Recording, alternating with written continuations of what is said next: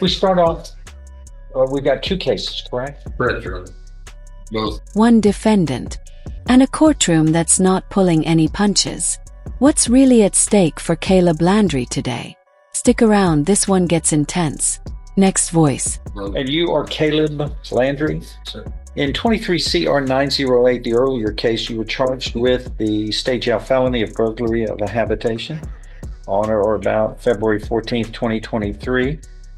And that carries with the Of a state jail building felony might of sound burglary minor of to a some, habitation but with priors on on or your about record, February it can 14th, quickly turn 2023. serious. What do you And think? that carries with it Should no less prior than 180 convictions days up heavily to 2 influence years in the current state jail. charges? You want it? No less than 180 days up to 2 years in the state jail. You'll understand if convicted. I think you said burglary of a habitation. I said burglary of a building, state jail, a burglary of a building, Yeah. not a habitation. A burglary of a building, which is lesser than a burglary of a habitation. That's no less than 180 days up to 2 years in the state jail. Burglary of a habitation is a second degree felony. Do you understand what you're charged with here in this? Yes. And in 24 CR 2225, filed on October 23rd of last year, this states that on September 17th, 2024, that you committed the state jail felony of burglary of a building. It's like the same building owner. The victim is the same as the previous case. Probably discount tires. And it goes on to state that you have, in this indictment, you've been convicted in 2005. The judge lays out the impact of prior convictions. Enhanced punishment means this isn't just a slap on the wrist. It's a potential 10-year sentence. Felony offense of illegal possession of marijuana, a state jail felony out of Harris County, Texas. And in 2015, you were finally convicted in the criminal district court here of delivery of marijuana. And that doesn't affect the punishment range on this, does it? Yes, please, Judge. If he's Two prior state jail felonies on separate. Next to the third. Next to the third degree. Well, your punishment range is in two things that are problematic. Your punishment range will be enhanced if this is proven true to what would be a third degree felony punishment. It's state jail felony, but it's punished as though it was a third degree felony under law. And you were looking therefore at no less than 2 nor more than 10 years confinement in prison, and a fine up to $10,000 can be assessed. Plus, if this is true, you are not eligible for probation in either of these cases. Do you understand? Sure. Okay, that's should be a lot on your mind here. What are we going to do today? Your Honor, the state has tendered an offer of 12 months or 1 year in the state jail facility. And How much time does he have credit, if any? Please. Okay, go ahead. Mr. Landry's advised that he's refusing that. Is that correct? Okay. Don't That's what you want to do? The state's offer. That's what you want to do? Speak up. It's a hard decisions, but it's your life. Right now, we're at a crossroads. It's either going to go that way or this way. Which one? To be clear, one thing that hasn't been stated, he is not eligible to receive probation from a jury. I said that. Should he do that, I will, if he continues down that path, I'll withdraw the state jail offer and give the enhancement notice on both cases, so that they're both dealing with third degree. Sure. Okay, it wasn't. Yeah, It wasn't included in the first indictment for some reason. We must have recovered them by the time he alleged to have committed the second offense. He has 17 days credit. yeah, not a lot. Not a lot. Let me ask something here. What's his bond? What are your bonds? I think it was 5. $5,000? Each. Yeah. Be probably 5 each, Your Honor. I would have. That's what he seems to. He's correct. Okay. When was this bond posted? In 908. I'm looking at July 15th of 2024, correct? Is that right, everybody? That's what I'm seeing. If that's right, then It's $5,000 he's alleged to have committed the second offense while he was in on bond. September. Yeah, we got a bond issue. You committed, according to the grand jury, and this second offense after you had been charged and in this earlier case, and you posted a bond of $5,000. Let's see, stand by. Looks like the amount of bond was fixed at $25,000 on July.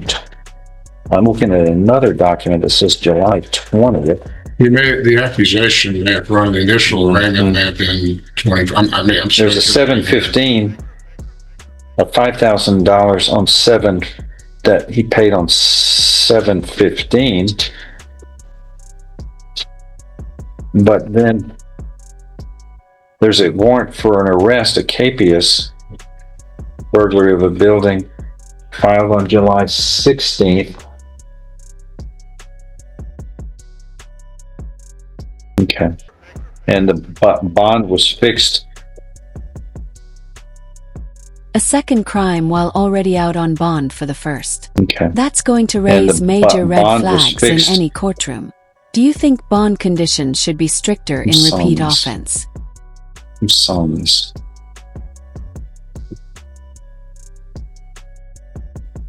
He probably got Says the amount of bond fixed by the court in this case is $25,000 here. that was probably the initial arraignment. He didn't post bond. Yeah, it was an arraignment. And he got out on accusation after that, and the warrant popped up sometime after he was released on accusation and the bond. But it's showing It 5,000. was at 5. Is that right, Lacey? It's showing 5,000 on this. Okay. When he was arrested on And the, all of this was done though before it is alleged that he commits this next crime, 24 CR 2225. That he may have been out on the accusation on the second offense. the second offense is on or about September 17th of 2024. All of this is July and July. It was the initial bond he made in 908. Was made on 7/15 of 24, Yes. Of $5,000. yes. Then what? And then it looks like the bondsman surrendered that bond when he was rearrested, and he made another bond in this case on 2/10 of 25. Of how much? The initial bond was No, I'm talking about the new bond. Should have been 10 if there was an airport. Definitely. it wasn't an AFR, so it was a surrender. Oh, right. Is it showing it's still 5,000? Yes. Yes, Okay. still 5,000. Okay. And then when did he post the bond in 24, 22, 25? The new thing. 10 of 25, What was that bond? 5,000. Yes. Well, on what day now? 2/10 of 25. Okay. That's after the. Yeah. That indictment had already been Right. prepared and has those prior convictions, and then you have that. Right. It just slipped. It must have slipped by somebody. See, on this indictment, here's what's, once again, I don't know how this is happening. On this indictment, on the face of the indictment, 7/20/23, that's me writing it. When I get the bond, I'm setting the bond at $25,000 plus a GPS device. Do you even have a GPS device? You don't even have that. I don't know what are my orders doing here that aren't being followed. I don't understand. But this was my orders on July 20th of 2023. Thereafter, those are changed.